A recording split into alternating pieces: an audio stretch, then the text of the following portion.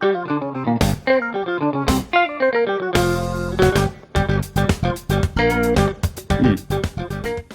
being offended in general, man. I want to get to our next topic, but I do want to say, just go through Carnahan's IMDb. Just pop on Cop Shop, or pop on that episode of The Blacklist that he directed. He did 3 episodes of that. Loved it. I loved Joe Carnahan. I wish he'd come on the show. Narc, man. Narc for sure. Bloods, Guts, Bullets, and Octane was one of the original indie movies that I saw. And that was in '98. And I think he spent, I don't know, 50 grand on that or something. And I was like, oh shit, you can really independently make these kind of movies. So he's always been an inspiration for me since then. So thanks, Joe Carnahan, for just keep making good movies. And I'm glad you haven't punched anybody out on set in a while. In a while. Allegedly. Hey, I asked you a question, and I'm going to ask you this question now, because this is the most important question of the day, and here's the question. Matt, what is the 73rd best movie of all time? What a ridiculous question to ask. That's why I love it. I love any of these kind of concepts where we have to get beyond just the normal faves, just what we think is the best, and really deep dive into movie history, into the things that have happened. So this is going to abridge into a whole bunch of different topics, but that was the original idea. So I'm going to start with asking you this, and you can change it by the end of this segment. But I want to ask you, what is the 73rd best movie of all time? That's really tough, because like I was telling you, I could either, if I said something funny like The Godfather, that means I got to find 72 movies better than The Godfather. Sure. And like, and I even told you, I don't have a best of list. I have my favorites list because I haven't seen every movie. Right. I'm going to, okay, so there's so many things that goes into this. Like, it can't be Kubrick's best movie. That's not going to be the 73rd best, right? So you got to figure out, well, do I want to use his second best movie? Shawshank Redemption. Declare. That is a solid choice. Because, okay, first of all, I think, forever it was number 1 on IMDb until Dark Knight came out. And for some reason, everyone thinks The Dark Knight is the greatest film ever made, which, guys, I know you like it, but it's not the greatest film ever made. Sorry. Right. And I think it's a good enough movie, Shawshank Redemption, that it deserves to be in the top 100. But would I put it above even something like Soy Cuba? Probably not. And if Soy Cuba is already coming to mind, then it's like, well, is it better than Do the Right Thing? I don't know. So I think that 73 is a good place for it to be, because I can think of 72 movies that are probably better, but I don't know if I can think of more than 72 or 73. You know what I mean? Like, sure. I think it's that good to where it deserves to be in contention. Although, depending on my mood, I could switch that out with Green Mile, because in a lot of ways, I think The Green Mile is a better movie. But I know that the fantasy element takes people out of it, Yeah, that would take me out of it. I don't have any judgment on that. Yeah, just not for me. Solid choice. I'm always fascinated by, as we get older, even you and me, like the elimination of some of the older films, just because they just have kind of subsided. They're just not in the zeitgeist. They're just not things that we think about now a lot of times, Most people not watching broadcast TV has taken this out of everyone's head. And also, I think TNT and TBS did a disservice to the movie, because one of the things I like about really good films is that you don't watch them all the time. That way, when you do watch them, it feels special. Yeah. And unfortunately, they took this movie, which is a great film, and they would play it like 4 times a day. Right. Like, it was always on. You can do that to Dead Man on Campus. You can't necessarily do that to Pickpocket. So like FX is really bad about doing that with like Marvel movies. Like, like they'll show, or they used to, they'd show like Avengers or whatever, and yeah, fine, show the Avengers all day. But when you're watching something about, a guy spending 20 years behind bars for a crime he probably didn't commit, and I like that theory where it's like, we really don't know if he did it or not. Right. He says he did, we didn't see. Yeah, I think it does a disservice to this movie. It's like if you had a channel that was constantly playing like Magnolia, It's like at some point you're just going to get kind of numb to it. A little bit, yeah. I can only go through the travails of Boogie Nights a few times before I want to jump out the window. No offense to that. Boogie Nights is a lot. That's why like they have that title card, One Last Thing, The Long Way Down. Yeah. You know, where it's like, guys, there's only one more thing. We promise. I swear. Like, we know Not you've gonna be been through a fun. lot. Yeah, brutalized. When I do these lists, I always think about the Sight and Sound best 1,000 movies of all time list that they put out in 2012. I printed that out, so I have like a whole note sheet. I was going to pull it out today, but I don't know where it is at the moment. That's too long ago now. Well, okay, Yeah. okay, right. So the 2022 version, which would be the most recent one, I wasn't a big fan of because it got caught up in the let's make everything palatable for everybody phase of life. Yeah. And look, Jean de Lime is a fantastic movie. I watched that in 2009 on Hulu. Just thought it was magical. But the number one movie of all time, you can all blow me because that is a ridiculous take. You know it. I know. We all know it. But still, it was a female director. I get that. All that stuff wasn't number one. Also not going to be 73, but wasn't number one. Also, Third Man, by the way, I didn't say this at the beginning. The Third Man is their 73rd best movie of all time. I'd put just that for clarity, higher, man. Like the Third Man. The Third Man has like one of the it has the greatest character introduction of all time. I didn't see that until I was in college. I watched it in the theater on 35. And when Orson Welles showed up, I was mesmerized. I'm like, oh, movies can do this. Oh man, the Third Man. No. This is why I kind of like the Letterboxd top 4 with celebrities, because when you get celebrities into the Criterion Closet, I think a lot of times I love it when people are like, I'm going to go with Jackie Chan and the Godzilla box set because you know that they kind of don't care. But then there are other people who are like, Jules at Jim, I watch this 3 times a week. And you're like, no, you don't. No, you don't. Stop. That's why I like the top 4 when they're on like the red carpet, because you'll get someone like Gina Davis and her third one will be like, RRR. Have you seen that? It's my favorite movie ever. And it's like, and you'll get people who are like, my favorite movies. I don't know. Let's go with like Possession. And then they'll name like 3 movies from when they were a kid. Like Fievel Goes West, you know? Yeah.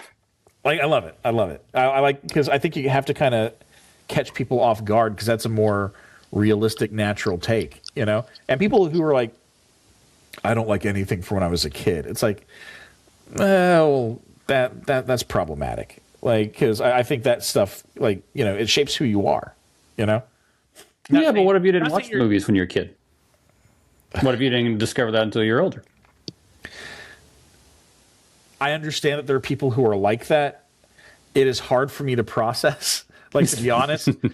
like when there are people who are like 30 and they're like, oh, I've never seen Back to the Future. It's like, you're lying. You're lying. You've never, like, it's on all the time. Have you never seen Back to the Future? It's like the most beloved movie of all time. Like, no one hates that movie.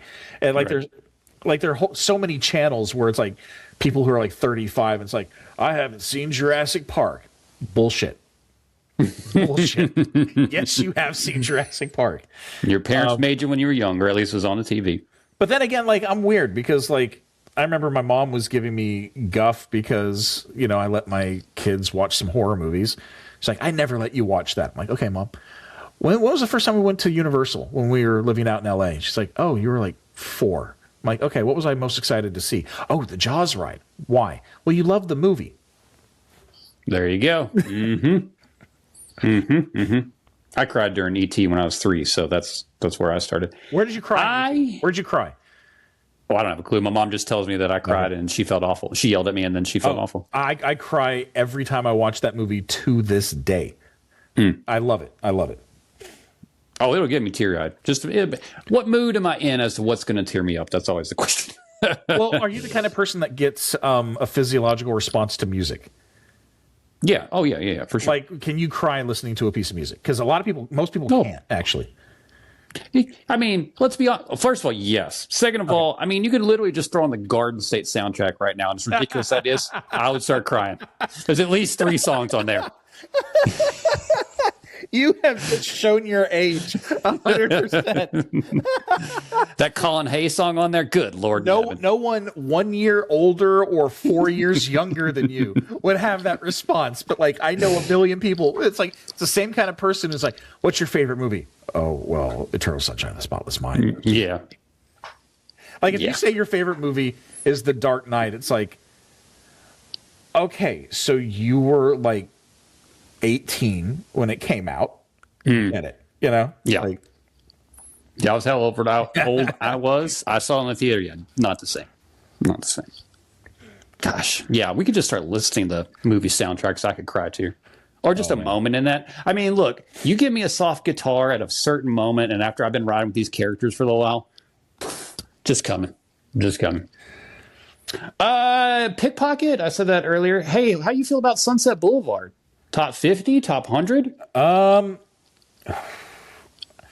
I need to watch it again because it is a fantastic film, but I don't know if I'd put 50 movies above it or below it. You know, like I think I could come up with more movies I like more. Like it might be in my top 100. It might be very low on it, but like I don't even know if I'd put that above Whatever Happened to Baby Jane. You know, but I haven't seen it in a while, so I need to watch it again. But you're also talking to a person that like I will, and I this is the one I always go back to. I respect the hell out of Casablanca.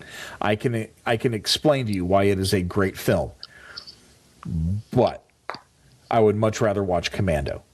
You know, and I even think that Michael Curtiz, the director, you know, there's a scene where the French resistance are singing, and they're singing against the Germans. You know, Sure. like the year before he did that in another movie in Dodge City, where you had a bunch of guys who had fought for the Union singing, and then a bunch of guys who had fought for the South were singing Dixie, and the same thing happened, and that led to a giant bar brawl. And I think that scene works better than the scene he did. It's the exact same scene. So, yeah, I don't know if I put Sunset Boulevard that high. Away, away, away down south in Dixie. Sorry, that's going to be when I'm dying. That's going to be in my head. Do you know the number one movie? What? I hope not. Look, that was my mom's fight song in high school. So I've heard it 83 quadrillion times. So different times. What are you going to do? What's the number one movie on this list? What'd you say? 2012. Think about it. Sight and Sound. Best movie of all time. Well, AFI would probably be Citizen Kane. Sight and Sound, probably not. Citizen Kane is number 2 on the list. Is it The Godfather? It is not even close. What is it? Vertigo. Vertigo's number 1. Rules of the Game and Sunrise are in the top 5 as well. I had a girlfriend in high school who loved Vertigo, and she did this thing where she's like, hey, how about you show me a movie you like and I'll show you a movie I like. I was like, okay. So I showed her The Fifth Element because it had just come out, and I'm like, oh, this is by a French director. It's really inventive. It's cool. Not saying it's like the best movie, but she's like, I'm going to show you the greatest movie ever made. It's Vertigo. And I watched it, and it's not for me, man. Like, I like North by Northwest. I love North by Northwest. Right? Sure. It's not a Hitchcock thing. It's just that movie, to me, it's an hour of just Jimmy Stewart driving, And I know that's incredibly stupid, and it's an uncultured take, but that's just how I responded to it. I need to watch it again, but when the last time I watched it, it was not for me. It's just not for me. All right. We've gotten to the time. Now you have to figure out what my 73rd movie of all time is. And if you get it right, you get this brand new bottle of Bob Ross energy drink that I bought yesterday that I'm going to be very sad if you take. So the funny thing about that is, if there's anyone who would never have an energy drink, it's Bob Ross. Okay. Put him right next to Ric Flair right there, and we're living the dream. Well, now Ric Flair, his energy drink is just Coca-Cola. It's cocaine and caffeine. Woo! Yeah, woo! By the way, quick aside. Yes. I watched a video this morning when I couldn't sleep about Andre the Giant on a plane ride back from Japan. Mm-hmm. A 14-hour plane ride, and normally this wrestler who's telling the story said he would use the restroom right before he would. Because he can't fit in the restroom on the plane. Even on the big planes, he couldn't fit. Well, he didn't this time. And he had to take a dump. And they ended up taking several trash bags and like hooking it up in the back where they prepared the food. And he went back there. And like people were gagging and like the noise filled the plane. And they said he literally filled half the trash bag. And they had to like triple bag it and send it down the elevator. You know, Andre the Giant. 1-1 with that guy. 1-1. They said that after he was done, he walked back up to first class. It was like, "Good boss," and just started drinking bottles of wine and eating again, like nothing had happened. So, yeah. That Okay, you're was too soft for 73rd. that. You're 73rd. Yes. Okay. I got to figure out, is this a real selection, or are you just going to be you? Oh, it's real. No, it's real. Okay. I've wasted a lot of hours of my life in the last 3 days doing this. Oh man. You got to It's not Nashville. You got to give me one hint, because there are Black and white. Black and white. Battle of Algiers. Oh, I love that pick. Gonna be higher on my list. Battle of Algiers. All-timer right there. That's probably top 40 for me. What is it? It is The Night of the Hunter. To me, see, I'd put that epic, higher. I'd put that wonderful. But yeah, I put a lot of movies above that. higher. Have you noticed there's been a lot of Night of the Hunter talk recently? It really A has lot. been. Yeah. Yeah. That movie, man, that might be my next Criterion pickup. Ooh. Yeah, that's kind of perfect. That movie, yeah. Just has a little bit of everything. What a like that movie occupies the same place in my brain as Frailty. And I'll tell you why. Tell me why. It's a thriller directed by an actor who should have had a million more movies as a director afterwards. Yes. And unfortunately, they didn't. And I don't know why. Because Frailty, I think, is just an all-time great thriller. I don't know if it's in my top 100 of all time. But in terms of thrillers, it is, especially from the last, 30 years, it's one of the best. And Night of the Hunter is just, one of the best movies ever made. And he should have directed a million more movies after that. But the way it is, it didn't do well. So it's one and done for Charles Laughton as a director. And, man, we could have had, if that's what he did one time, I can't even imagine what he would have done after 5 or 6 movies, after he had gotten his feet out, gotten a nice stable footing as a director. It just would have been, it's a shame. Yep. But at least he gave us what he gave us, Yeah.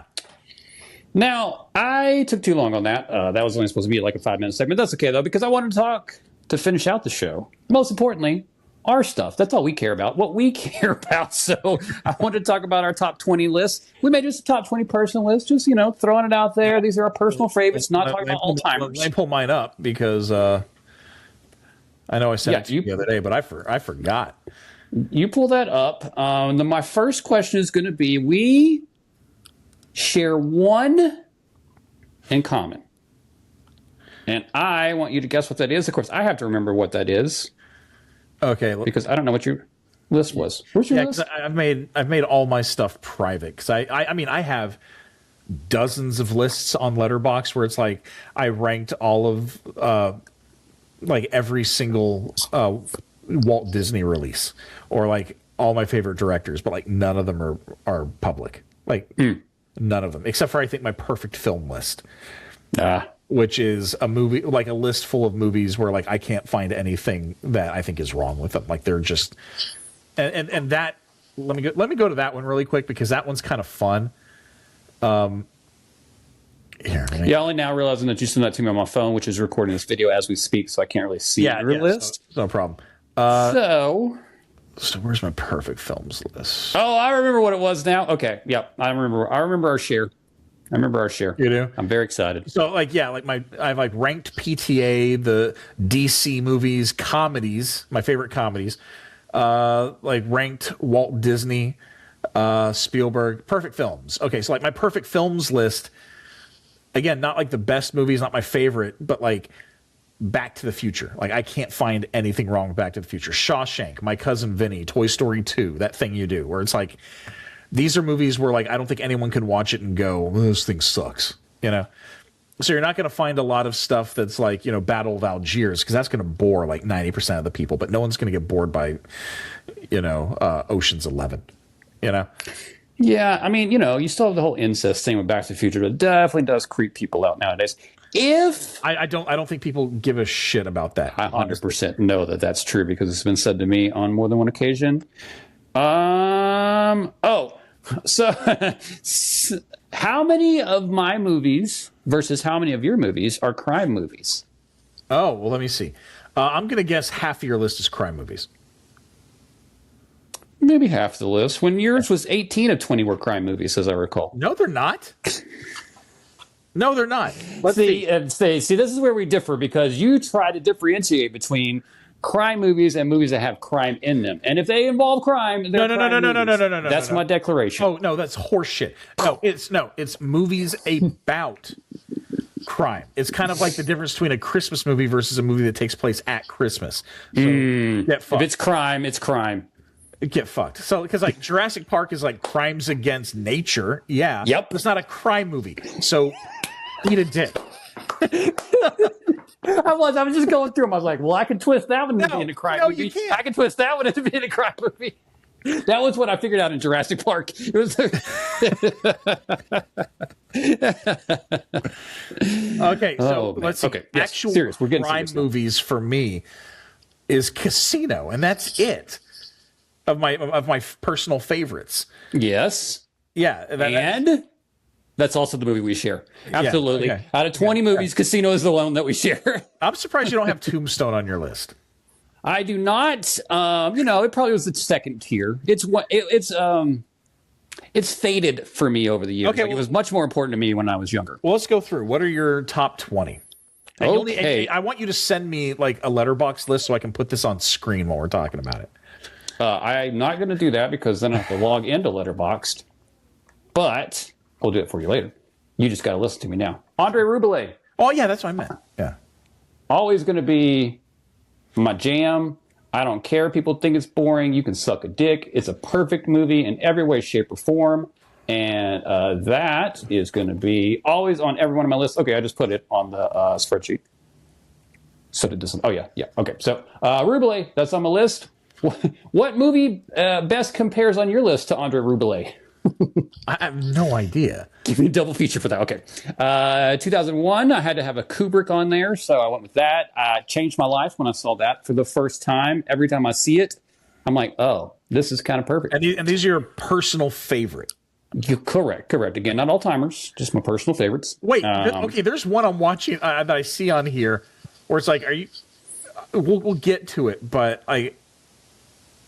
I'm very curious about it. Okay. In the Mood for Love is a perfect film in every way, shape, or form. You know, when I want to feel a movie that like has everything in it, the feelings, the emotions, the beauty of the shot, you know, I'll go to In the Mood for Love. Saw it this year on the big screen. Fantastic. How about Casino? We already talked about that. We shared that. Bonnie and Clyde may be the greatest film ever made. Some days I feel that way. Definitely changed movies. As far as I'm concerned, also saw that on the big screen this year. Looks beautiful on the big screen. Yeah.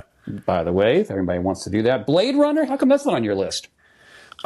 Because I appreciate it and I do love it, but I'm going with stuff that I know that I've rewatched a lot, and that one I feel satiated for quite a while after I see it, just because it's a big meal, and like, it's very slow, and that's not a bad thing.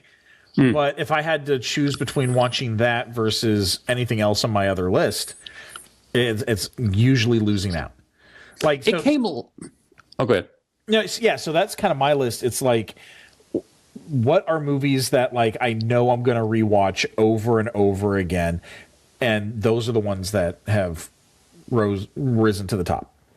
I guess because it came late to the Blade Runner game, like I can watch it more and more, and I have different feelings, different emotions. I'm not connected in that way to it, so I enjoy rewatching it a lot. I enjoy rewatching, all the 80s stuff, and again, I just don't have a kid's connection to it, or I don't really do a sci-fi much either. So the two things that might connect you to that movie in a different way don't for me. I just enjoy it as a movie. Just like I do Bubba Hotep, baby. Midnight movie, first time I saw that. Angelica. Woo! I'm surprised you didn't put that as your trash cinema choice for horror. That's just not trash cinema, sir. That's A+ cinema making right there. I love Bubba Hotep. Love it. So good, so good. Donnie Darko, that's my every year kind of movie. It's become a comfort food. I got a little Donnie Darko Frank the Bunny right there that I painted. It's behind my head, can't see it. I always discover this movie in different ways, shapes, and form. I missed that website. Damn it all. Holy Mountain, talked about earlier. We don't talk about that again. Chinatown, I've watched 83,000 times, and I will watch 83,000 times more, and I don't care. Yet to get through it in one sitting.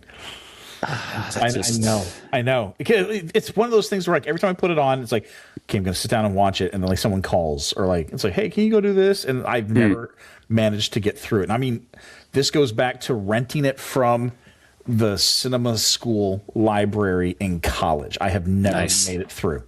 Nice. Same with Unforgiven. I've seen it on TV, but I don't think I've got through like the regular non-TV version. That's my what I'm saying. Like I've seen all of these movies, just never in one sitting. In the real thing. Branded to Kill, Seijun Suzuki got banished from the cinema for 10 years for making that movie, so I'm always going to ride or die with that. Long Goodbye. The fact that they played the Long Goodbye song 17 times in the movie, just in different versions, always makes me chuckle. My favorite horror movie of all time is called The Hunt. I'm still terrified and horrified by that movie. And if I ever just want to be wildly unsettled, that's where I go. Now, which Hunt are you talking about? The one with Mads Mikkelsen. Okay, because there's another one about rich people hunting. Oh, that's good, but no, it was the Mads. That's why I was confused. I'm like, wait, which one are we talking about? That's the one that kind of confused me. Yeah, that's a step on your balls kind of movie right there. Yeah. Also, you could double feature that with The Vanishing, and you might never want to wake up ever again. Yeah. Crike-a-diddle, that movie. Whoo, man. Maybe I have a tracker on D now, just in case. You just don't ever know. Jesus. Vengeance is Mine.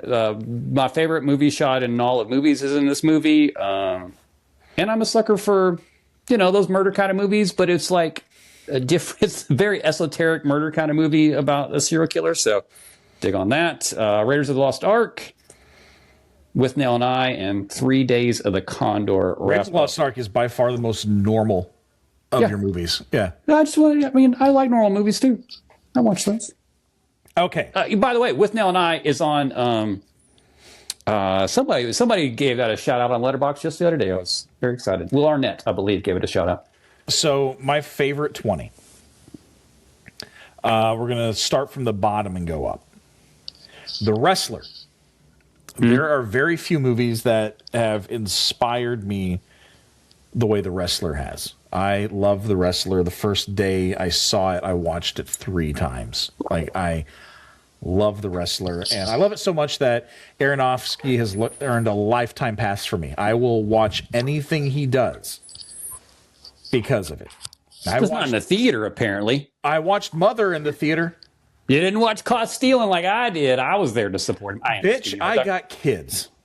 Also, just a side note, this is one of the 2 movies that I always look at for us. We have just wildly different experience with that. That and Mad Max. And I love that about us because we just feel You don't like we The just have Wrestler? different. No, Fuck I don't. Fuck you. No, I don't. I didn't enjoy watching that movie at all. It bummed me out because I didn't enjoy it. I love it. But we didn't sit right next to each other and not have the same experience. It's like in Mad Max. It's a realistic Rocky. You know, it's so depressing. I love it. Next up is Robin Hood, Prince of Thieves. It's a movie that casting did a disservice to half of it, but I think the formal determinations like supersede anything else. Like the music does such heavy lifting in this. Like it's one of the best. If like I could put the soundtrack for this in the top 5 soundtracks of all time. Then I have Casino, which man, the more I think about it, the more I think it's my favorite Scorsese. It's not his best, but it's my favorite. I see Casino kind of like Terminator 2, as in he tried something new with Goodfellas. And then he said, okay, now that I feel comfortable, I'm going to do it again, but with more money. And it's going to be slicker. And it's going to be called Casino. I just think it's a more enjoyable watch than Goodfellas. Goodfellas is great, but I enjoy Casino as a movie better. Well, yeah. Mask of Zorro. This, I think, is one of the last true, like, old school action movies. I absolutely love it. Knowing that Antonio Banderas, like, said he wouldn't do it unless he could do all of his own stunts, and like that's him flipping on horses. Like it's old school filmmaking in a way that we literally don't have anymore, and it's incredible. And I just on a note on that one, watch that movie, people. I mean, I think that's one of the movies that, for whatever reason, have gotten lost over time. It is fantastic. It's such a great watch. Martin Campbell directs the hell out of that movie. Yep. Every time I watch it, I'm more and more convinced it's one of my favorite. Well, it's in my top 20. Yeah. It is a movie that I remember watching the first time on a 12-inch TV, and that's how good it was. I saw it opening day in the theater, and this is actually, I think, next to Jurassic Park, the movie I've seen most in a theater. Or it might be third now, with Jaws as number 2. But Mask of Zorro, in its original run, I saw 5 times in the theater. Like I was just... I couldn't stop. My next 2 are ones that you hate and you're wrong about. Mad Max Fury Road and RRR. I think they are both maximalist cinema defined. Mad Max Fury Road, I think, is probably the greatest action film of all time. And yeah, I love them. Next up, Star Trek VI, The Undiscovered Country. It's the best thing Star Trek ever put its name on. It is Shakespearean, it's epic, but it's also talking about the end of the Cold War. And it does what science fiction does best, which is take something that's very human and very current and makes it palatable. And there's no better villain than General Chang, and, you know, quoting Shakespeare. There are tiny little jokes in this that like no one's going to get anymore, where it's like you never experienced Shakespeare until you've read it in the original Klingon. And, you know, that's a dig about, you know, Nazi Germany trying to take credit for Shakespeare. Right. You know? But anyway, then Tombstone. What can you say about Tombstone? Tombstone is just the fucking best. And my mentor from college shot it, and I actually got to see him at the ArcLight talk about it when they showed a 35 millimeter screening of it, and just... I love it. And I just saw The Church just the other day. You did. It's pretty cool. It's pretty cool. Oh, Brother, Where Art Thou? Which is like one of the only musicals you like. And yeah, that movie, it's unfortunate we're never going to get a really good 4K scan of that, because it was like the first movie to be, you know, digitally colored. Right. But the next up is Magnolia. I've rewatched Magnolia a lot. I love everything about it. I remember watching it opening night when I was 17. And by the time the title came up, my jaw was on the floor. And I'm like, I didn't know movies could do this. Where you have like the old path camera, you know, at the beginning, like just incredible. Next one is number 10. One that you hate. And I still don't understand why you hate it. Citizen Kane. Love Citizen Kane. Just a bunch of mids over there. Just a bunch of mids. You're literally every other person says you're wrong. Next up is the second highest Spielberg on the list, which is funny. And it's one that a lot of people don't like, but I love it. And it actually, I think, has the best edited sequence in the history of movies. The Color Purple. The sequence where she's shaving Mister, and they're reading about the kids going through in Africa the rite of passage and like the match cutting. It's just there's nothing better. Will you give me a little bit of excerpt from that in the dialogue that they're using in the dialogue? Give me a. I'm just trying to be a dick. Keep moving. Keep moving. There's no dialogue in that sequence. I was just trying to make you be racist. Except at the end where she goes, Miss Celie, I think that's sharp enough. And like she's holding her back because she was about to slice his throat. I need a Song of the South accent. Next up is Terminator 2 Judgment Day, because it's Terminator 2 Judgment Day. Then Back to the Future 2. Back to the Future 2 I actually like more than the first one because there is not an inch of fat on the script. Everything that is said or done advances the characters and or plot. Like there's literally nothing wasted. It is an efficiency that I've never seen. Number 6 is Best Years of Our Lives, which Spielberg, when he talked to our class, he called the greatest movie ever made. It is hard to argue that because, man, it's just one of the best movies ever made. Like, you need to watch that if you haven't seen it. Next up is RoboCop, because RoboCop is American Jesus, according to Paul Verhoeven. It is a movie that I've owned on every format. I love RoboCop. Next up is a movie that I will argue as being the greatest American movie ever made, There Will Be Blood. I will argue that all day and night. Nothing says more about America than this movie, and we already talked about why Tarantino is wrong about Paul Dano in that movie. Sure. Next up, number 3, Boogie Nights. The movie with some of the best character work I've ever seen. Characters that are so vivid that I know what happened to them before and after without Paul Thomas Anderson telling us. Like you're just, and it's done with a style that it's weird because I was wanting to talk to you about this. I don't know if there's another filmmaker who's changed his style as much as Paul Thomas Anderson. Because if you take a look at One Battle After Another and Boogie Nights, like you can't imagine that the same person made those. You know, right? Yeah. But it's a flair that I think you have to be in your 20s to have, unless you're Martin Scorsese. Sure. And then number 2 is Superman the movie. I think this is one of the most beautiful movies ever made. It is just visually incredible. It is a production that shouldn't have been able to occur. Like they should not have been able to do what they did. It still comes off as magic to me. And there's no one who's embodied the character better and cast such a long shadow. And it's a movie that had such an impact that it changed the character in every form of media going forward for the next 50 years, right? Right. And let's just talk about the fact that I think if you account for inflation, the movie made like $1.4 billion. Like it was a massive success. And not shabby. And then my number 1 favorite movie of all time is Jurassic Park. I love Jurassic Park. It's definitely not his best movie, but it is my favorite movie and one that I think I've seen a baker's dozen in the theater. Like I love this movie. Excellent list. Well, mostly at least. I will approve of all of those. Here's the facts of the matter. Most importantly, the Best Years of Our Lives is streaming on Tubi right now. So I agree with you. People I think it's actually on YouTube as well.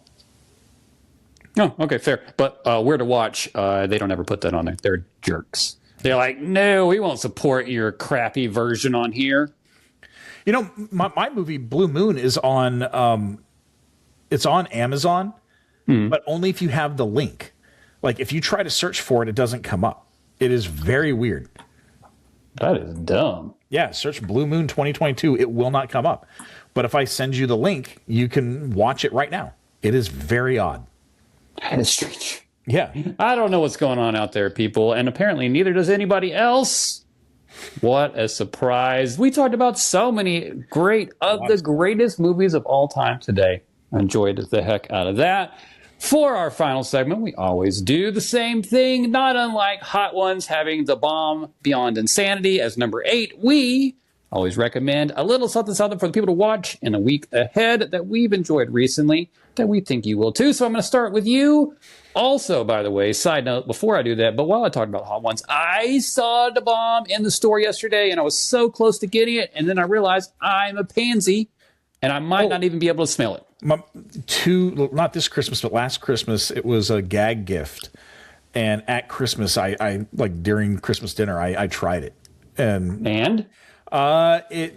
It's not like I've done Mad Dog as well. And Mad Dog was worse. Okay. Because like it actually has flavor and like it's hot, and it stuck with me for like 20 minutes. But like, I would do that again besides Mad Dog and Da Bomb. Did it taste like hot metal? That's what the people say. It tastes like hot metal? No, I think that's just when like your taste buds are like overloaded. It's kind of it's kind of like when sound clips, and it's just like can't go any higher than this. I think that's just their taste buds like noping out. Gotcha. All right, my friend, what do you give to the people this week? Oh man, let's go with some trash cinema. Watch Cyborg. I've watched Cyborg 24 times in my life, and I cannot tell you what happens in the middle. Like, it is nonsensical. Like, there are flashbacks. It's weird. At one point, Jean-Claude Van Damme is, up on a cross. Like he's crucified. Like, it is just some bonkers post-apocalyptic stuff. And, yeah, it's great. I love it. Also available on Tubi. Yeah. I will give you a movie that I watched this week that I saw at the gym, and I was like, crap, I got to go home and watch that. It is called The Other Guys. It is quite a magical film. One of the best comedies of the last 20 years, I might suggest. The leaping off the roof scene will break my side every time I see it. I don't think Mark Wahlberg has been funnier. Nope. Than the scene when he meets the wife for the first time. He's like, no, seriously, who are you? Yeah. Like, it's such a real reaction, as if like he didn't know she was gonna be there and be playing that character. And it's like, no, seriously, who's playing the wife? Yeah. It's so good. It's so good. The moment where Will Ferrell and Eva are having dinner and he talks about Gator not playing that shit. Now, with the rest of the movie, it makes sense. But in the gym for 10 minutes while you're in there, there's not a lot of things going around. So I'm cackling. And then I realized about halfway through, I'm like, ooh, without context, this scene is not great at all. It's like domestic violence and all kinds of stuff. I was like, okay, well, you know what? I'm going to leave before somebody judges me out here. The Other Guys, such a wonderful movie. I loved it a lot. It is on Pluto TV. Yeah. Or Paramount, if you'd like to see it there. How about Pluto instead?